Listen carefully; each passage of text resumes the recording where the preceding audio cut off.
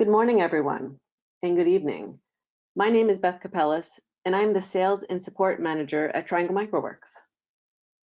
I'd like to welcome everyone to our latest webinar, Virtual Isolation and Testing with IEC 61850. Before we get started, I'd like to go over some housekeeping items while everyone is still joining.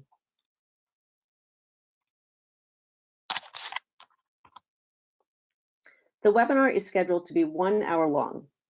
We will be taking a couple of breaks to answer questions. The audience is on mute, so please submit your questions online using the webinar toolbar under the section titled Questions. You can submit questions as soon as you have them. Don't feel that you have to wait until the end. We will begin answering questions online as we have several engineers monitoring the questions and responding to them directly. We will read and answer some questions at the breaks, and we will have some time in the end to go over questions and answers. Before we get started, I'd like to introduce the folks behind the scenes answering questions. Today we have with us Jim Coates, President of Triangle Microworks, and Matt Green, Senior Application Engineer and QA Tester. Next, I'd like to introduce our speakers. First, we have Christoph Brunner, President of IT for Power. Christoph is a well-known utility industry professional and 61850 expert with over 30 years of industry experience. Christoph has been involved in the development of the standard since the beginning. He is convener of Working Group 10 and member of Working Group 17, 18, and 19 of IEC TC 57. He is an IEEE Fellow and a member of several IEEE working groups, as well as a member of the PSRC Main Committee and Subcommittee H. Next, we have Jackson Moore, Application Engineer at Triangle Microworks. Jackson received degrees in both electrical engineering and computer engineering from North Carolina State University and has a background in power system engineering. Prior to joining Triangle Microworks, Jackson spent 5 years as a microgrid system engineer, where he designed and developed load management control systems for multi-source microgrids ranging from 1 megawatt to 30 megawatts. In his current role of application engineer, Jackson serves as a bridge between our customers and our development team, seeking to understand and solve the unique and complex challenges our clients face. So now that you know everyone, I'd like to give you a little background on Triangle Microworks before we get started. We were established in 1994 and have over 28 years of communication protocol experience. We are headquartered in Raleigh, North Carolina, and have customers in over 70 countries. We work mostly with equipment manufacturers, electric utilities, and system integrators. The products we offer all support the standard SCADA protocols and fall into 3 categories. First category is source code libraries. We license source code directly to manufacturers for use in their devices and systems. This allows for a much faster time to market and greatly reduces their costs and development time. Licensing the source code library also includes support for your implementation and any issues that may arise while you're in the field. We also provide testing tools supporting these libraries and protocols. These tools are used for communicating testing in the lab or the field. They're designed to troubleshoot, simulate, and automate testing for both a single device or a complete substation. Lastly, we also provide a SCADA data gateway supported on both Linux and Windows for protocol translation and data concentration with standard SCADA protocols as well as OPC. It is available as software only or as a pre-installed on hardware.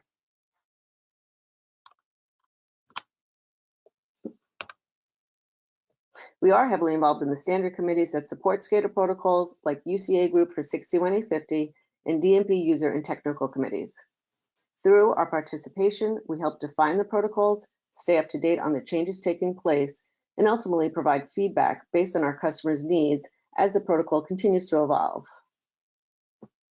So now that you know a little bit more about Triangle, I'd like to go ahead and hand it over to Christoph to kick off the webinar.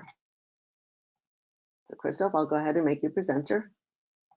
Thank you, Beth, and welcome everybody as well from my side. Okay, I hope you see my screen now. Yep, we can see it. So before we do a demo as a second part of the training of this webinar. I will do a little introduction into the aspects of testing in a live substation using virtual isolation. So when we talk about virtual isolation, that's typically what we have to apply when we encounter a live when we are testing in a live system. Now, what is the issues? When we look in a conventional system where we had wires between relays, between our IEDs to implement the protection schemes, we had wires going down into the switchgear, connecting the trip signals to the breakers, connecting the analog signals from the CTVTs back. And we wanted to do a test in a live system. The isolation of the IED under test was relatively straightforward, because we typically had built-in test switches that we could open. And once the test switch was open, we could connect the test equipment, inject our test signals, and perform the test on a single IED while the rest of the system was still in operation. Now that we have IEC 61850 with process bus, the situation looks a little bit different. Instead of the wires between the relays, we have communication services like Goose messages or sampled value messages coming from merging units that are exchanged over the network between multiple devices. So when we now want to test a device without having an impact on the rest of the system, we need to have different mechanisms, because it's not that easy anymore to physically isolate it. That's why we introduce basically virtual isolation that we will explain today how it works in 61850. And our test equipment basically will just be connected to the communication network as self, can observe what is going on, can inject test messages. But of course, we need to make sure that these test messages don't interfere with other messages, and that messages from the device under test will not initiate actions in other devices. So how is this done? That's what I try to explain you now in the next few minutes as an introduction to this webinar. So basically, what we need to do is, on one side, we have to separate the signal flow that we have between the different functions. The signal flow that is produced for test purpose, we need to be able to separate that from a normal signal flow. Then we need to be able to have dedicated messages from test equipment that stimulate the test, like that initiate certain conditions so that we can perform the test on the equipment under test. We may also make sure that we block physical outputs so that our breakers don't operate if we don't intend it. And last but not least, even with blocked physical outputs, we should still be able to support the observation of the test results. Before we go into the detail, I would like to make a little bit of clarification about what is a signal flow and what are the messages that we have between the equipment. There is some differences, and there is also differences then how we handle them in the standard. So what we see here is a couple of IEDs. The yellow boxes are IEDs. They run applications like protection algorithms, control algorithms. They may have interface functionality into the switchgear. And these functions is typically represented in 61850 with logical nodes that have data objects as outputs. And they may also have inputs. They are not standardized inputs, but typically they also receive signals in to perform their activities. In order to implement our applications, we have to exchange information between these applications represented by the logical nodes, which are the function elements of the application. So in our practical world, we have signals going on between different logical nodes, different functions realized by these logical nodes, and they are received by other ones. So that's completely independent of IEC 61850. That's how applications work. In a conventional world, these signals that have to be exchanged were routed on physical IOs, on physical outputs here, physical inputs here, and then internally they went again to the application. So that's the signal flow. Now with IEC 61850, we replace the wires, the physical wires that we have here, with communication. So our signals are not going to physical outputs anymore, they are now going to virtual outputs. And then we have our communication part in our IED, which is the 61850 communication. And that takes these virtual outputs, puts them in a message, a Goose message or a sampled value message, communicates them over the wire. Over here, we receive the message. We extract the virtual inputs from the message. Not necessarily everything in the message is required by every device. So we extract what we need, and then we have again the signals available. So there's a clear differentiation between the signal flow, which is between applications, and the message flow, which is the communication itself, which is typically done from the communication stack. Now let's go into details on how IEC 61850 supports our isolation and test. So there's basically three topics that we will address: separating test and normal signal flow, then separating simulated and normal messages. So that's the two layers we introduced before, and then also block outputs and support observation. And what is summarized here, how it works, we will show in the slides. So let's start with separating test and normal signal flow. The first element that we use for that is what we call a mode that we can apply to a logical node or a logic device. IEC 61850 supports 5 different modes, and we see them here on this little demo application, where we have the first logical node off, we have a logical node that is on, we have blocked, test, and test blocked. So that are the 5 modes that the standard supports. And what we see when the logical node is off, the signal that is sent, the Goose message will still be published, but there is no valid value behind the signal. That's why the quality is set to invalid. The little application here is basically assuming a busbar protection, and we have different PCUs that control different breakers. And just for the illustration, they are all in different modes here. So that are the 5 different modes. Now, what is the impact of these modes? So the first, before we go to that, maybe another point. So we have, as I mentioned before, we can apply the mode either to an individual logical node, or we can apply it to a logical device. The important thing is then the behavior of a logical node, which is basically a combination.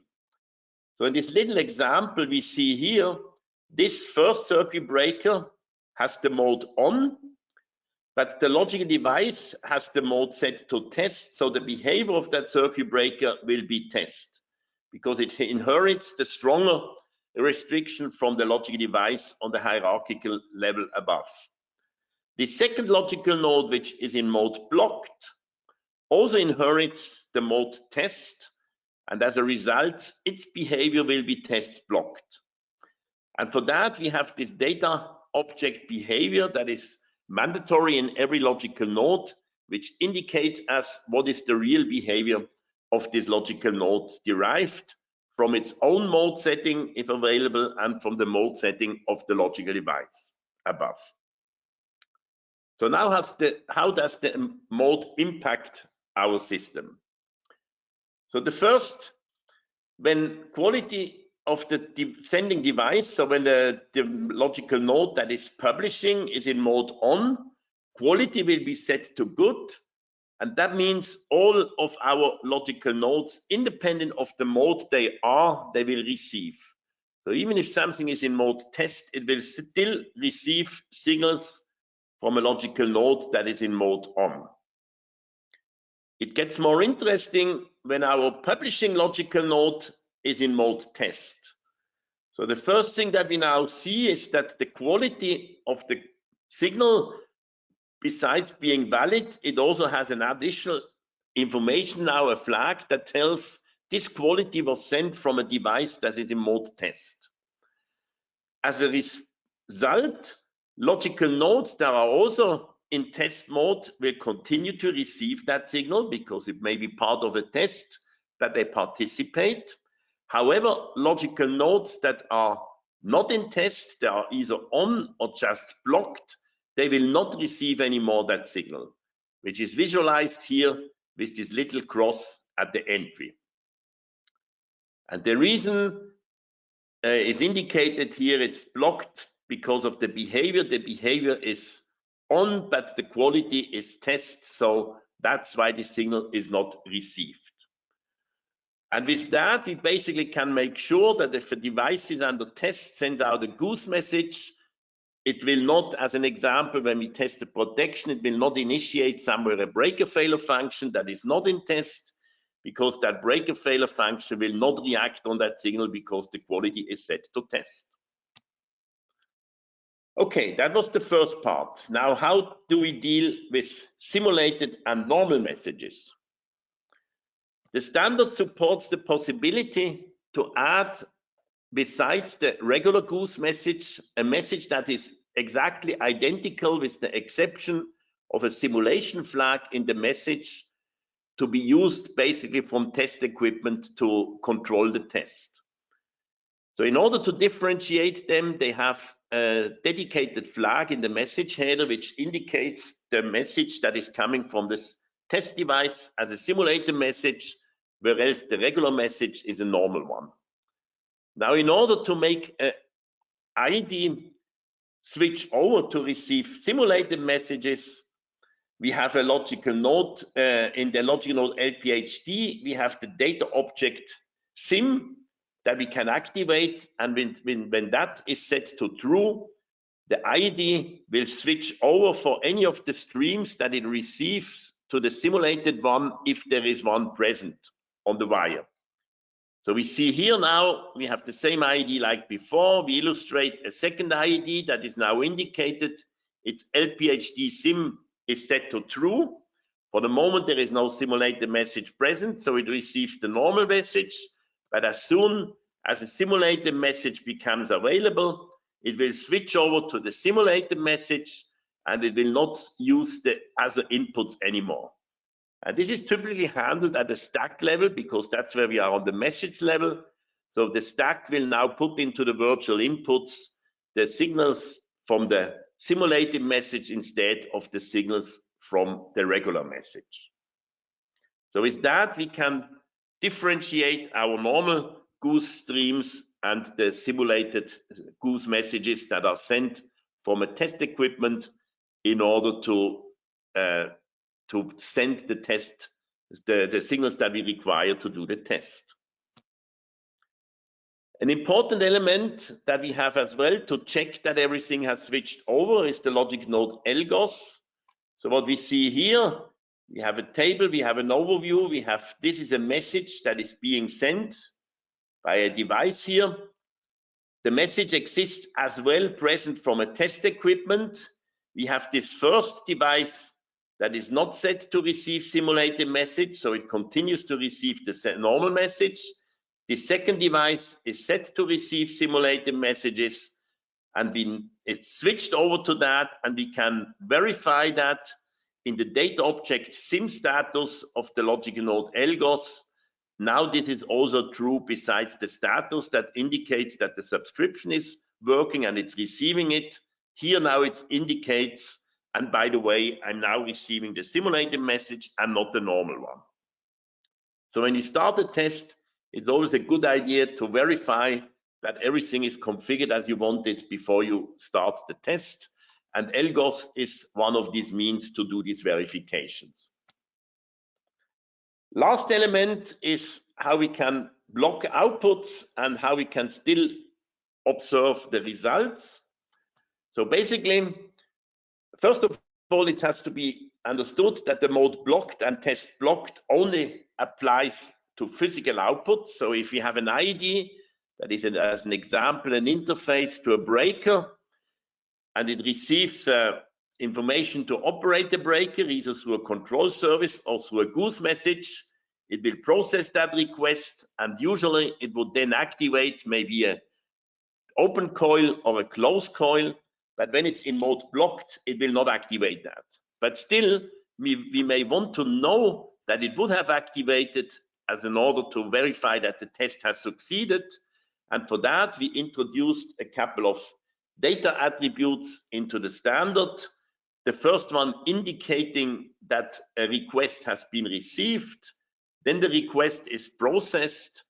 And at the moment when the IED activates the output, it also activates a binary Boolean signal that operation is okay, and it provides the timestamp of when it would have activated the output, or when it will not be in mode blocked, or when it has activated the mode output when it's not in mode blocked. So we get always these signals back, independent if the output will really go out due to a blocking.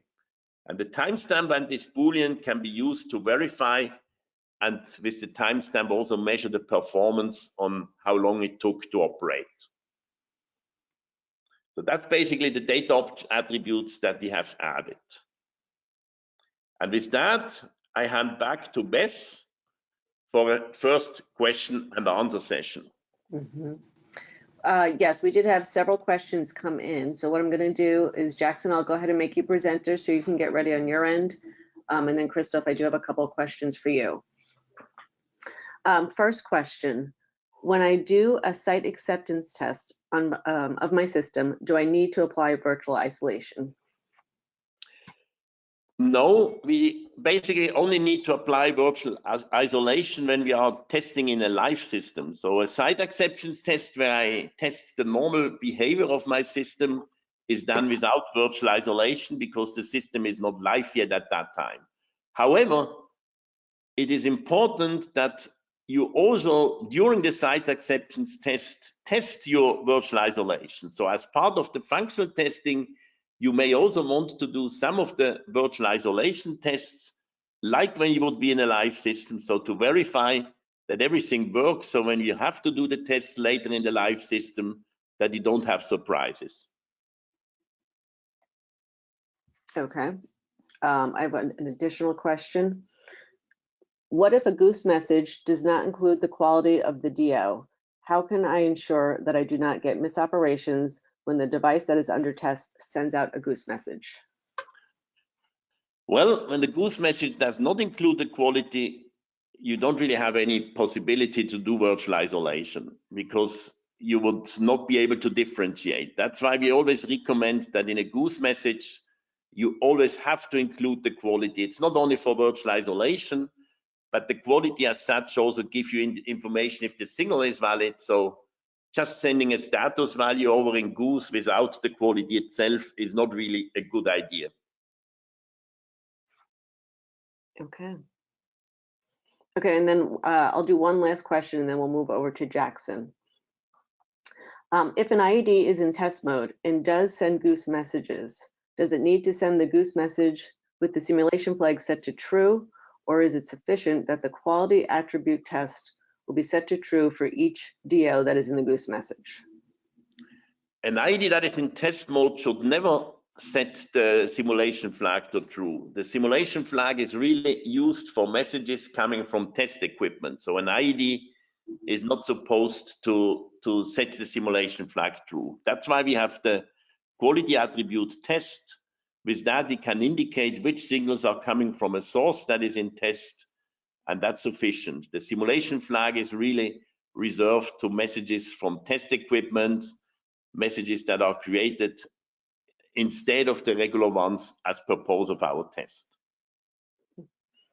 Okay, and actually I am going to ask one last question before we switch over. We had a one just come in. How does edition 1 and edition 2 differ with regards to SIM, test, and LGAS, etc.? Sorry, can you repeat that? Sure. How does edition 1 and edition 2 differ with regards to SIM, test, and LGAS? Okay, first of all, edition 1 didn't have LGAS at all. That was added later. SIM existed in a somehow similar way in the Goose message as a test bit flag, but the usage was not very clearly specified. It didn't exist in the sample value message. And the test quality as such existed, but again, the mechanisms how to use this were not very clearly described. So it was more or less left to the vendor to deal with it, how he wanted to deal. So most of these features have really become usable only with Edition 2. Okay, thanks, Christoph. With that, I'm going to go ahead and hand it over to Jackson to take us through the demo. All right, just make sure you can still see my screen, correct? Yes. All right. Thank you, Beth, and thank you, Christoph, for your presentation. As Beth mentioned, my name is Jackson Moore, and I'm an application engineer here at Triangle Microworks. And today I'm going to be using two of our software tools to demonstrate some of the virtual isolation concepts that Christoph just introduced. So the first tool I'm going to be using is DTM, or Distributed Test Manager, which you can see on my screen now. So you'll see me referring back to DTM several times throughout the demonstration, so I just want to go ahead and give it a brief introduction. DTM is our system simulation tool, and today it's being used to simulate the protection, automation, and control functionality of a 62850 substation. The simulation that you see here was generated from an SCD file, which for those of you who are less familiar with 62850 is a system configuration description, and it outlines the communications and functionality of the substation. So over here in the IED folder on the left, you'll see all of the 62850 devices present in our simulation. And in the window to the right, you can see the physical layout of our substation in the form of a single line diagram.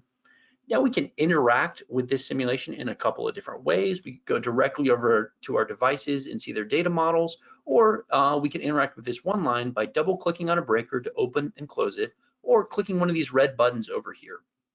That will trigger a process behavior such as a fault or breaker failure. So a simulation like this can be used of a substation early on in the engineering process, even as early as the system specification stage when you would have an SSD. And continuing on, you can have all of your IEDs simulated once you have your SCD. And then additionally, once physical IEDs are available later on in the engineering process, they can be connected via an Ethernet network, and the corresponding simulated IED over here in the tree can be disabled. It'll then, the real IED will communicate with the rest of the simulated ones, and this allows us to verify the behavior of the real IED, confirming that it's going to respond as expected during normal operation, fault scenarios, and even virtual isolation, which is what we're discussing today. So while the simulation will be running in DTM, the bulk of our time today will actually be spent in another tool, Test Suite Pro, or TSP, which is where we're going to be monitoring and testing our substation. Test Suite Pro, which I'm bringing up now, is a collection of troubleshooting and testing tools specifically tailored for 62850. Not only is Test Suite Pro vendor agnostic, meaning that it'll work with devices from any vendor which support the 62850 standard, it's also the most complete and feature-rich tool of its kind on the market today. Now, before we dive into our demonstration of virtual isolation, I do want to give you a quick tour of the application and point out a couple of its highlights. So on our left-hand side, we see our selection of tools. The tools that we see here are what we're going to be using to interact with our 62850 devices. When I select one of these tools, it fills the pane on the left. Now on our right-hand side, we see our collection of displays. These provide different ways to visualize and monitor data collected from connected devices. The list of available displays is seen here at the bottom, and I'll just click through a couple of these. We have Logic Analyzer and then Signal Flow that we'll be looking at a little bit closer here in a minute. But first, I want to walk you through a couple of the tools and displays that we are going to be using today. So let's start with System Status, seen here on the left. This is a home page of sorts where we're able to manage connections to the IEDs that we're going to be working with. You can see that I'm connected to all devices present in the SCD. Importing an SCD was how I started this testing tool today. And we can ensure that all those devices are online and accessible on the network. It's worth noting that although we are using simulated devices, this is really transparent to Test Suite Pro. By that I mean that Test Suite Pro is actually communicating with these devices via the 62850 protocol. And in that sense, it doesn't really know or care that these devices are physical or simulated. So let's move on down to the Compare Model tool. This tool compares the configuration file loaded into Test Suite Pro, in this case, as I mentioned, in SCD, with the configurations discovered from the connected IEDs, which you can see from the drop-down list up here at the top. I can select which one I would like to compare. It serves as a great sanity check, and it helps you make sure that you're comparing apples to apples before moving forward into more complex tests. Mismatches will be highlighted in red as I expand out the compare model, but in this case we see all green, which indicates that there's no discrepancies between our SCD and our configured IEDs, which means we're ready to continue. I do want to point out this green check that you might see over here on the left in our system tool selection area. If there were any errors in any of our devices that we'd run a compare model on, instead of having a green check, we would have a little yellow circle with a number of errors indicated. But as we said, we're all good here, so we're ready to move on to our next tool, the Goose Tracker. So this is a network sniffer of sorts, which monitors the network for Goose traffic. Since we've already loaded an STD file into Test Suite Pro, which defines what Goose streams should be published, this tool is able to confirm that all expected Goose streams and only those expected Goose streams are available on the wire. Duplicate, missing, or misconfigured Goose streams can be quickly identified and caught using this tool. But as we see here, all of our Goose streams are valid and they match what is defined in our SCL file, and we have our green check over here on the left. So that means we can go ahead and jump on with confidence to LGOS. So LGOS, in kind of a similar vein, provides an overview of Goose subscriptions in the form of the matrix that we see here. The colored flags which make up the matrix are determined by a combination of two things: the data gathered from the LGOS logical nodes on the Goose subscribers and the Goose messages themselves that Test Suite Pro has detected on the wire up in Goose Tracker. So the result is that you can quickly determine the subscription status and any possible errors at a quick glance. In this case, we see we do have 4 warnings. If I hover over that device, I can see what they are.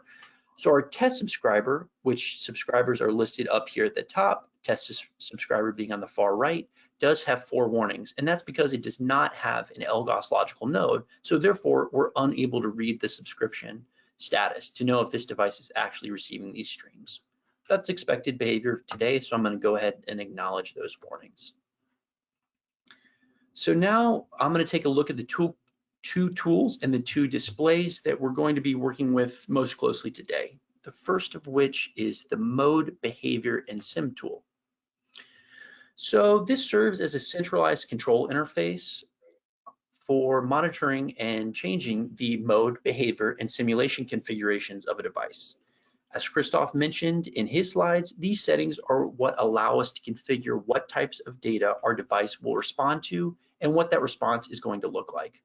We'll be seeing this in action in a few moments, but as a quick reminder, this LPHD Sim status up here determines if the device will react or respond to received Goose and sampled value messages, which have the simulation bit set.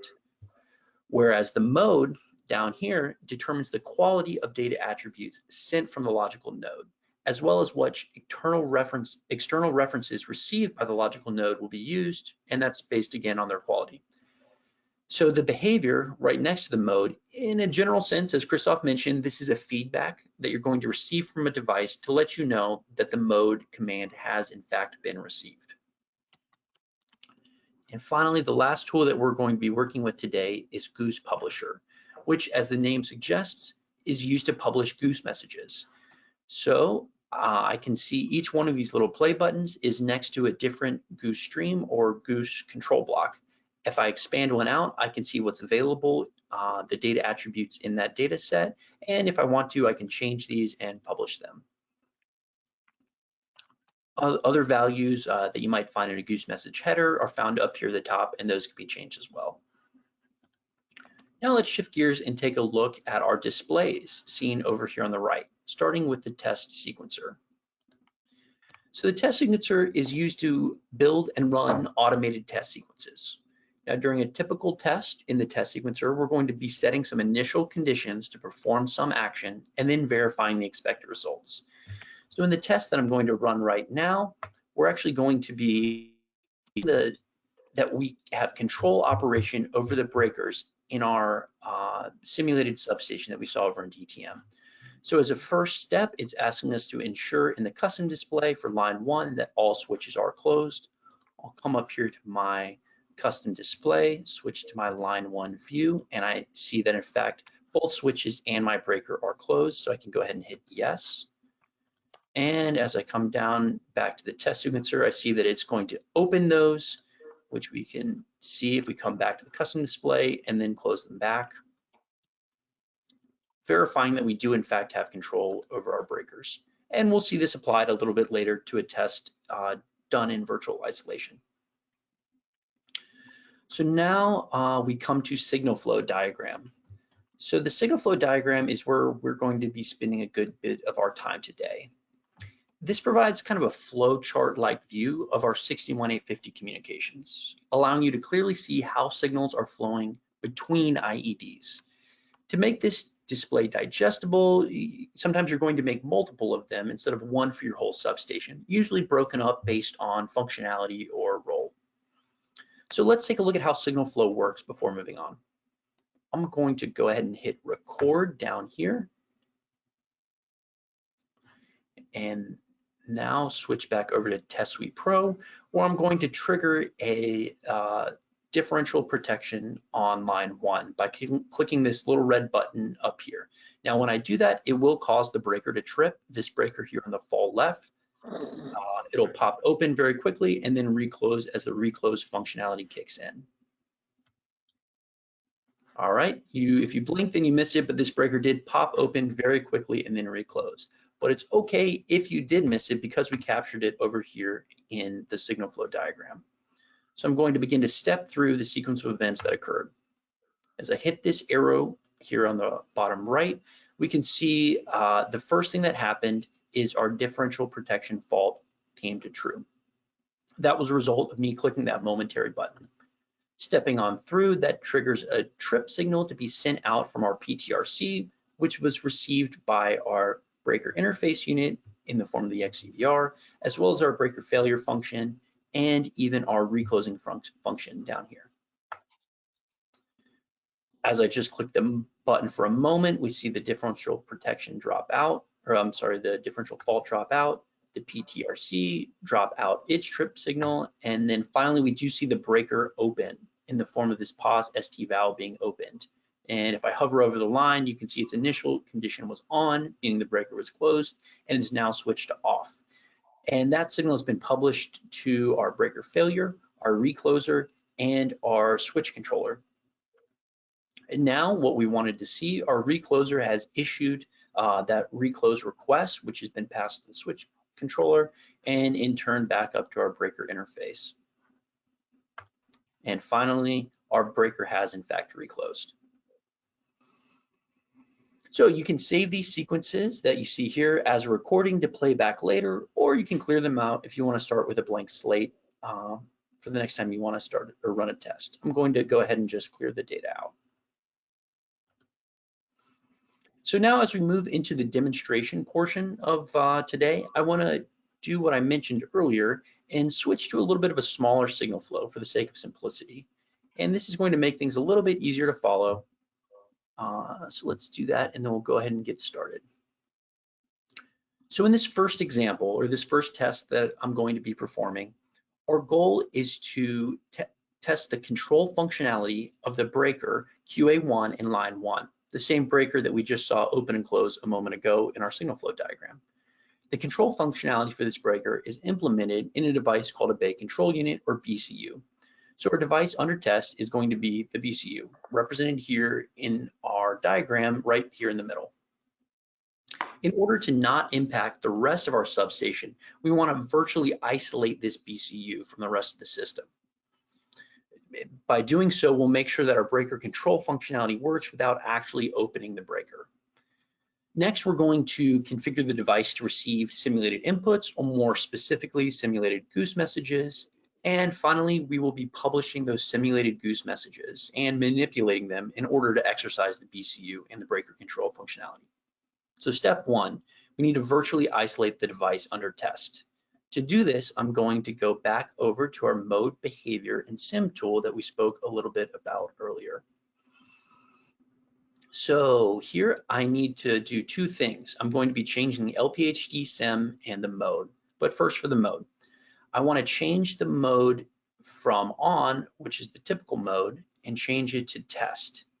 And when I do this, this is just a control interface, but it's actually sending out a request to our IED, which is going to receive it and decide, yes, I will switch into mode test, and then report it back to us in the form of behavior to let us know that it did, in fact, receive that request. And in a moment, we should see that reflected over here on the right in our line 1 BCU changing to mode test. Let me just go ahead and clear out data. Yeah. All right, so the next thing I need to do is change our LPHD Sim status to set that to true. So what that's going to do is it's going to set our device up to receive simulated inputs. Now, as Christoph mentioned, there is a little bit of a latch behavior here, meaning that our IED will remain subscribed to the normal stream until a simulated Goose stream becomes available. At that point, the device will latch into the simulated stream and remain subscribed to the simulated Goose streams and only the simulated streams until LPHD Sim is set back to false. So we're going to see this kind of in action right now because even though our device is going to switch to have LPHD Sim set to true, we don't yet have our simulated messages out on the wire. So that means we're going to continue to process the real Goose, real Goose messages. That's also indicated by the little red arrows that you see coming into the control switch right here. In a moment, those will switch over to red X's, kind of like what we see over here on our XCBR in our system control unit. Because this device is still in on or normal mode and is not receiving or processing messages with quality test, we have these little X's over here. And if you hover over them, it'll tell you why it's there. As I mentioned, the behavior is set to on in our SCU on the right, but the quality of the messages here at the entry point are set to test. So therefore, they're being ignored. So now we've set up our line 1 BCU outputs to carry quality test and have LPHD Sim set to true, meaning that we'll receive simulated input messages. It could be said that our BCU right here in the middle is virtually isolated, meaning that it'll no longer impact the rest of the substation. However, in order to actually exercise some control functionality on this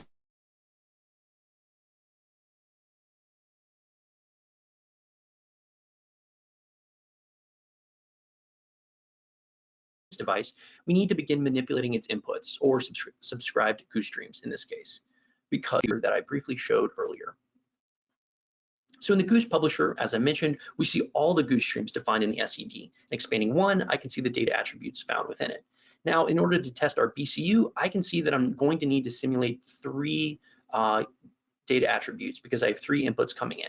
The first of which is the breaker position coming up over here from the XCBR on the far right. So that is found in the SCU. So let me navigate down to the SCU, expand that. Yep, I see the breaker position right there, and I'll go ahead and begin to publish that stream. Additionally, I'm going to need a reclose or close signal coming from the LPU and a synchrocheck release. And those, as I mentioned, coming from the LPU, so let me expand that out. Yep, I see my signals coming in right there and right there, so I'm going to go ahead and begin publishing that device. All right, when I did that over on the signal flow diagram to the right, you will have seen these new yellow boxes come up. So now our simulated messages are being published out on the wire. And because our device is set to LPHD Sim equal true, it's latched onto these simulated messages and is now ignoring the real Goose messages that are coming from our actual device. And this is indicated, again, let me just zoom in a little bit so you can see, by these red X's right here on the entry point, whereas we have the red arrows coming from our simulated devices. Same thing for our breaker status, which is right over here, and I just want to rearrange this to make it a little bit easier to read. All right, so to recap, we've both virtually isolated the BCU and begun publishing the necessary simulated inputs. We can now begin testing the BCU by manipulating those inputs without fear of it affecting the rest of our substation. One more way to give us a little bit of confidence would be to come back up here to our LGOS, where we do see these little green boxes from earlier have in fact switched to yellow. And if we look down at our legend down here at the bottom, we can see that that's indicated when sim st is equal to true and st is equal to true, which, as Christoph mentioned, this indicates that our device has switched over to the simulated stream. So we know we're good to go. So I want to verify now that our BCU is able to operate. What I'm going to do is come back over into DTM and actually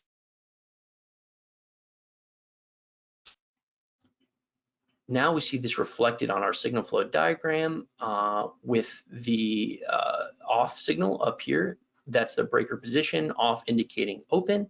And in order for our breaker to close, it does in fact need to be open. However, our BCU, as we see with this little red X, is not actually subscribed to the breaker position coming from our real XCBR. It's actually subscribed to the breaker position coming from our simulated Goose stream.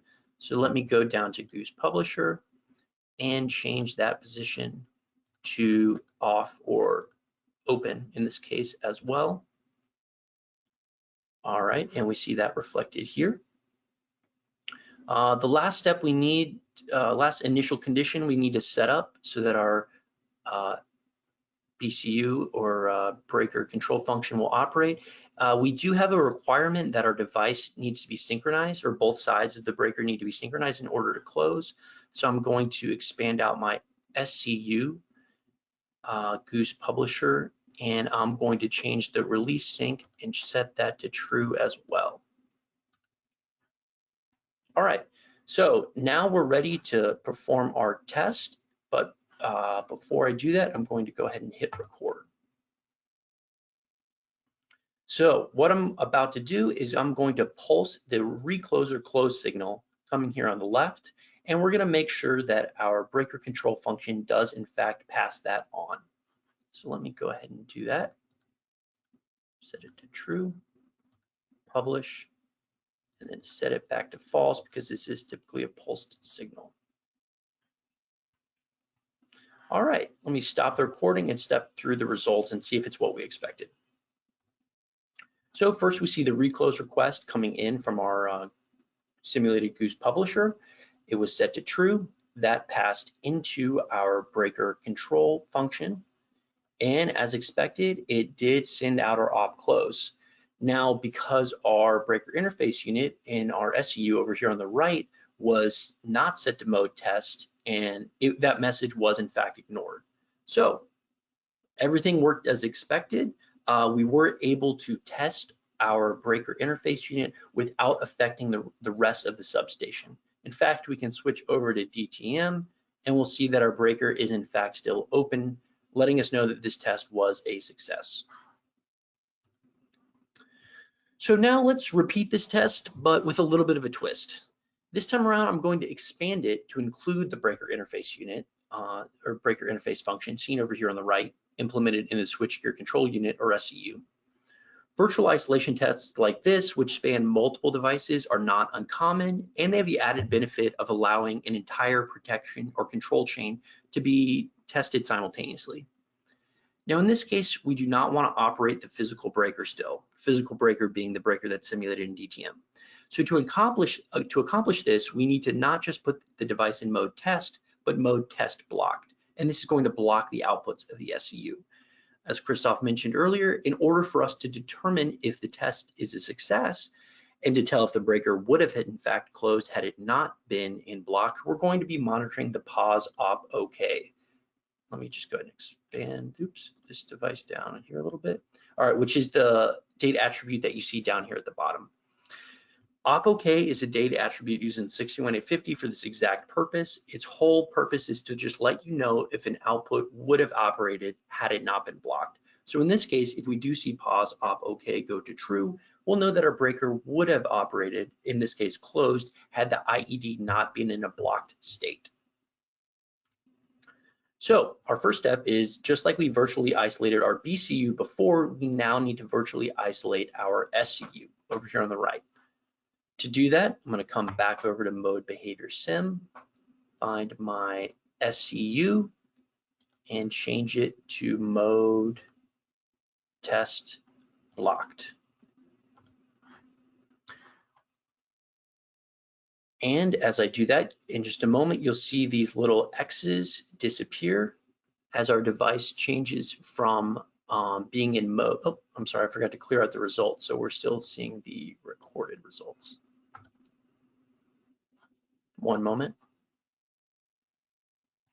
Yep, okay, so those red X's have disappeared. The reason that's happened is these incoming Goose messages, which have quality of test, are now being processed by this device because it's also in mode test. However, as we said, the outputs will in fact still be blocked because it's in mode blocked. Because all the inputs are just coming from this device, which is in test, we don't need to publish any additional messages like we did for the BCU via the Goose Publisher. So we're ready to go ahead and switch back over to the Goose Publisher and begin executing our test. Now I am going to just toggle the value of the breaker just to let our breaker control function know that it did in fact close. And that's just going to kind of reset it so we don't think it's in some sort of breaker failure state. Our synchro check is set to true. So we're ready to go ahead and issue our close signal from our recloser again. Before I do that, I want to go ahead and hit record. And we'll go ahead and set that to true, publish. And as I mentioned, I'm just going to be pulsing that signal. So I'll set it back down to false. All right, we can stop our recording and step through our sequence of events. Just like last time, we see our recloser close request come true. And just like last time, we see it passed on from our BCU over to the SCU. But here's what's different. Because our SCU is now in mode test block, that close request was in fact received and processed. And our op close was set to true, indicating that had our breaker not been in mode blocked, it would have actually closed our breaker. Again, we can come over to DTM and see that the breaker is still open. So had we been in a real substation, a live substation running this test, we are confident that we would not have actually affected anything else in the substation aside from our test. And with that, I'm going to go ahead and turn it back over to Beth, who's going to do another quick question and answer session, at which point she's going to hand it back over to me, and we're going to take a look at test sequencer again, which can in this case be used to validate configurations when returning back to normal after finishing some virtual isolation tests like the ones that we just performed. Thanks, Beth. I'll go ahead and turn it back over to you. Yep. Okay. Thanks, Jackson. So I am going to do a couple of questions, but because we're getting a little bit tight on time, I just want to reiterate that we will stay on past the time to continue to answer questions. So continue to submit them as long as questions are coming in. Even after we're finished with the demo itself, we will stay on as long as needed. So with that, this question has come in a couple of times, so I think it's worth clarifying for the audience. Is Test Suite Pro connected to physical devices or is simulation driven by DTM? And how can you tell the difference between the physical and simulated devices? Sure. So in this case, we are connected to simulated devices in DTM. But the point I want to drive home is that's really transparent to Test Suite Pro. Test Suite Pro is communicating with DTM via the standard protocol 61850. So, and if I go back up here to system status, you can see DTM has a different IP address for each one of these simulated devices. If this simulation, instead of all running on my PC, was running on a different PC over the network, and you were to plug in Wireshark in between, you would see all of the 61850 traffic flying between the devices. Okay. Next question. Does each signal view need to be built from scratch? I'm curious if anything auto-populates when you select a particular device or DO. Yes, so there is some manual configuration when creating these signal flow diagrams, but we do have a tool, the data miner, over here on the left. And with that, it's kind of an intelligent way to sort and browse data that is found across all of your devices found in the SCD file. And you can see over here in the different columns if a data attribute found in the data miner is used in a Goose report block or has subscribing other devices have subscribed to this data attribute via Goose. So when you drag one of these devices over to the custom display when you're building it, it does help you by pulling in any other logical nodes that are subscribed to it. Okay, and because we're running short a little bit on time, I'm going to go ahead and hand it back over to you to finish up the demo. Okay. Thanks, Beth. So now that we've looked at how to configure these devices manually using the mode, behavior, and sim tool, let's take a look at how you can return it to normal operation automatically. And to do this, we're going to be using the test sequencer. In this case, like I said, we will be returning from virtual isolation testing back to normal mode, but you could just as easily do this the other way around. Instead of manually changing your devices to be in mode behavior sim and manually setting the simulation bit and the mode, you could use a test sequencer test like the one that I'm about to execute to get you into this mode. This is particularly useful because you're able to run it against the simulation ahead of time or against your real substation if you have it available. And then if you ever are in a mission critical situation where you're working on a live substation during an emergency and you need to perform some testing, you've already got your routine built to get you into this mode. Instead of having to click, all the buttons that I just did, you just have this test sequence pre-configured to get you into that mode so you can do your testing and then get back out. So as I kind of alluded to, this test is going to connect to the two devices, the BCU and the SCU, who we made changes to. By changes, I mean we changed the LPHD Sim and the mode. After connecting to those, it's first going to disable the LPHD Sim bit on the BCU. So we'll see this up here change from yellow and go back to normal once I update. Next, we're going to verify that by reading that value back from the device, just to confirm that it did in fact change.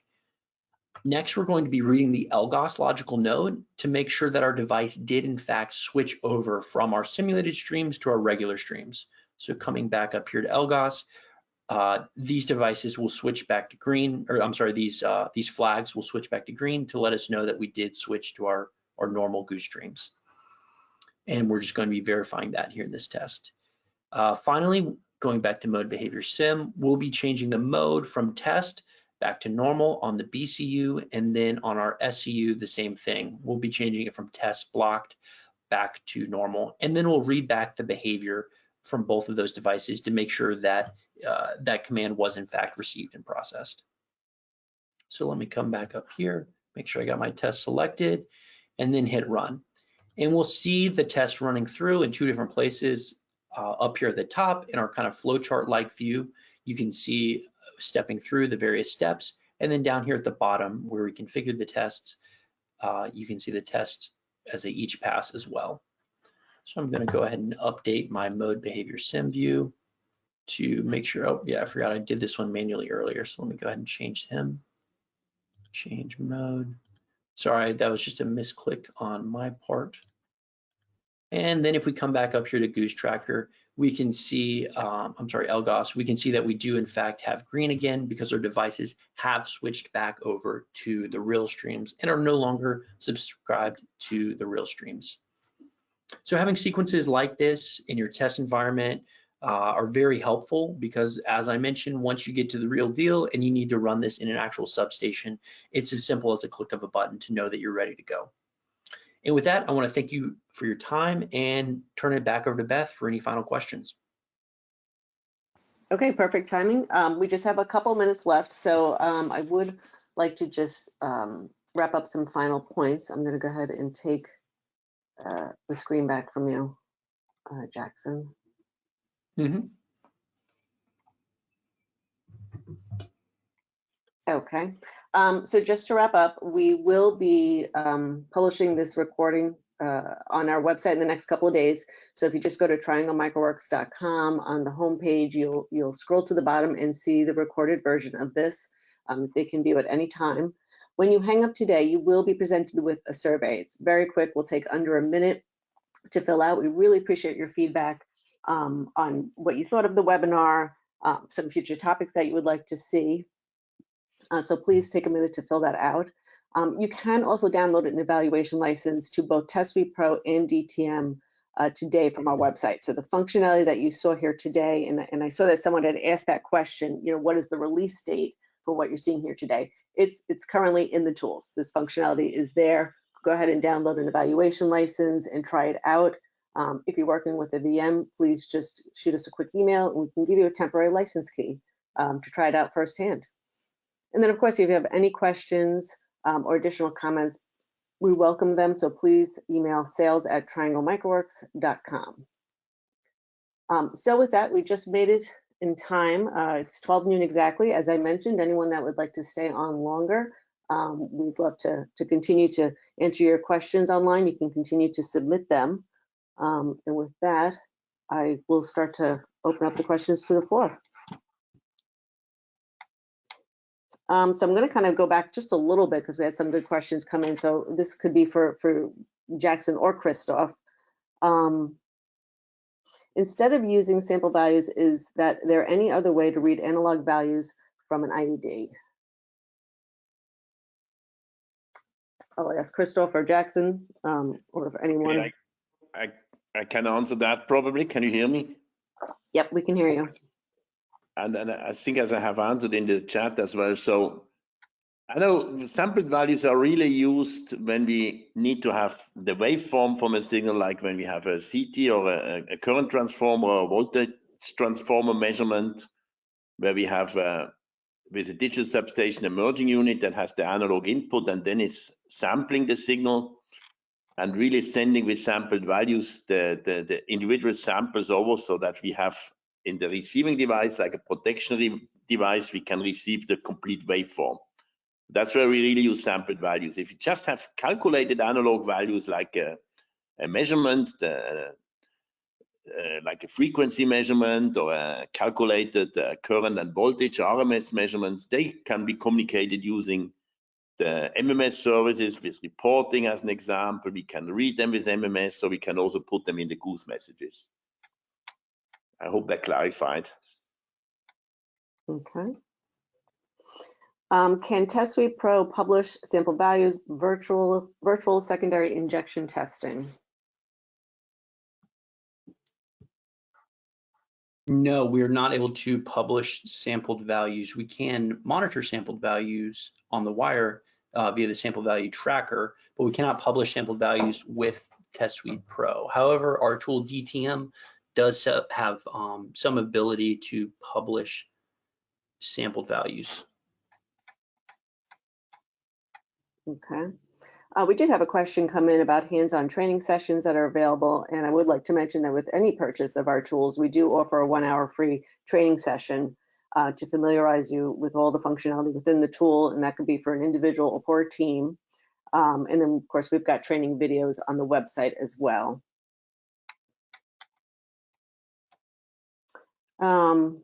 Okay, which we can we, hold on, let me find the other question here.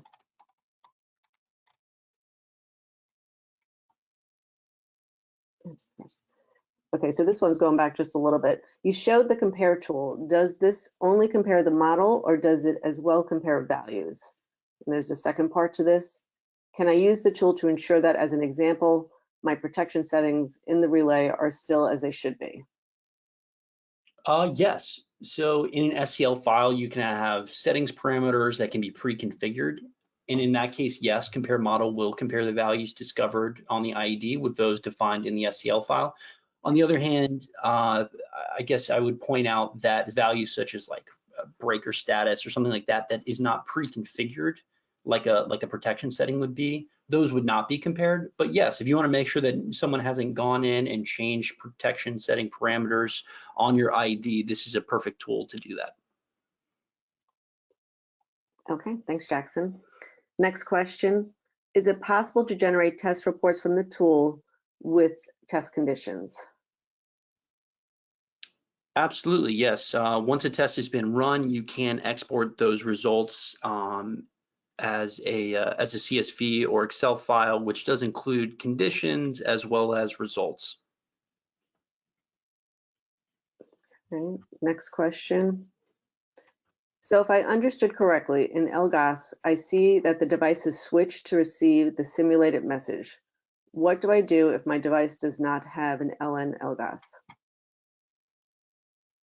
So that's a great question. If your device does not support LGOS, there's really not a way to verify that it has in fact switched over to the simulated messages. That doesn't mean that you can't perform these tests, but it does mean that there's a certain element of faith required in that situation. Because yeah, LGOS is, that is its purpose, is to let you know that it has switched over. So yeah, it is one of the benefits of having LGOS. Okay. Next question. I can see how these test specific data flow, but what if you miss a subscriber in the scheme you're trying to test? Are there any flags to alert you that there's another guy you're leaving out? It's a good question. There are a number of ways that you could catch that. So one of those would be in the data miner. You could check and see who your subscribers are, or in, I'm trying to think of where else you could catch that. But yes, in general, we can double check that. I do want to point out that when you have the mode set to quality test, whatever device, if you don't catch a device that's subscribed to that message, it's going to just ignore it. Because assuming that other subscriber has a quality set to on. Okay, next question. The station computer that I use allows me to display the values of LGOS from the various IEDs. Why do I need the LGOS tool from your product that you demonstrated? Sure. So yeah, we definitely get this a lot.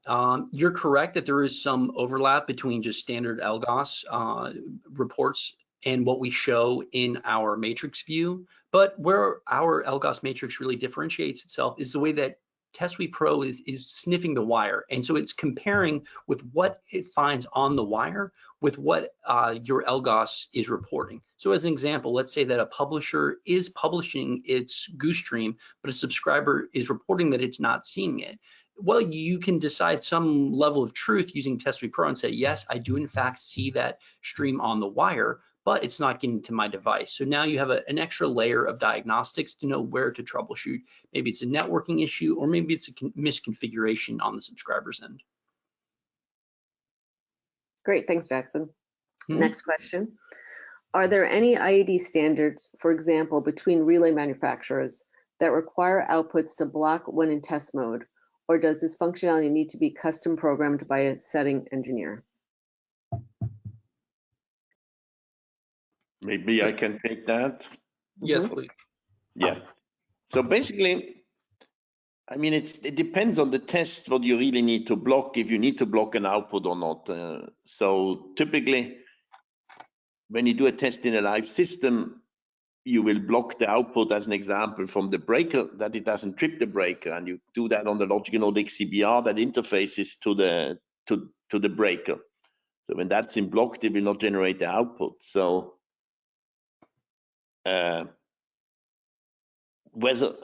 typically, I would assume logical nodes that are going to outputs in a device will support the mode blocked, and then we can set them in the mode blocked if we want to do so from the test. So it's at the end of the test engineer to decide what needs to be blocked and what does not need to be blocked, depending on the test he is executing. Okay, thanks, Christoph. Next question. Are there any options to track control services? And in parentheses, he has LTRK.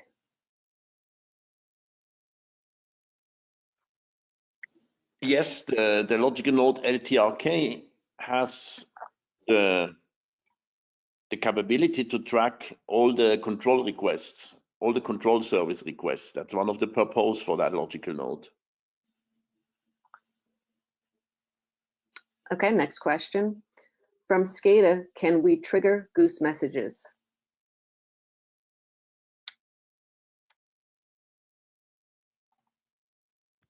Okay, maybe as well for me. So in principle, okay, I'm not sure if you're talking about the remote SCADA, which may be network control center, or a local SCADA in the substation.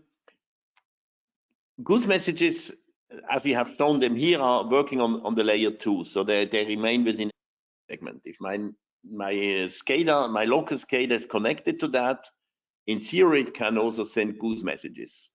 I don't really see huge applications for that, but it's definitely from the standard, it is possible. Any device can send out Goose messages if it has the stack built in for. When we talk about the remote SCADA, then we are getting out of our network segment, so the normal Goose does not work. But with an extension of the standard, mainly used for synchronous phaser and system integrity protection schemes, we introduced what we call a routable Goose that works as well on an IP network. So in theory, then we can also send Gooses from a remote SCADA across the network. And as I said, that's mainly used for system integrity protection schemes or also to transmit synchronous phaser information. In that context, then we also need security in many cases. So there's a complete additional layer of information that comes on. And I think we had in the past a webinar where we also introduced the security and a little bit these areas of the routable Goose.